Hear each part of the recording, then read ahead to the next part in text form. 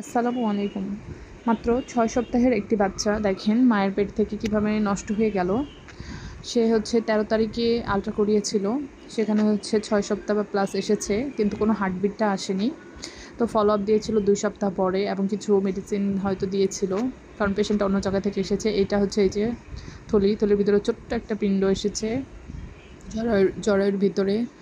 তো হঠাৎ সে ২ দিন পর আজকে এসেছিল যে তার ব্লিডিং হচ্ছে এবং কিছু একটা চাকার মতো পড়ে গিয়েছে। তো তখন আলট্রা করে দেখলাম আমি আসলেই তার ভিতরে যেটা প্রোডাক্ট ছিল, মানে যে বাচ্চাটা আগে একটা পিণ্ড ছিল সেটা পড়ে গিয়েছে। এখন যেটুকু আছে, যে গোল দেখাচ্ছি আমি, এটা বাচ্চার রয়ে যাওয়া কিছু অংশ। আসলে মানে ঘরটা যে পড়ে গিয়েছে, ছিঁড়ে আসলে পড়ে গিয়েছে, সেখান থেকে কিছু প্রোডাক্ট ভিতরে রয়ে গিয়েছে। এটা সম্পূর্ণ জরায়ুটা, তার জরায়ুটা ভালো আছে, খুব বেশি প্রোডাক্ট যে আছে তা না, বাট যেটুকু আছে সেটুকু ওষুধের মাধ্যমে চলে যাবে।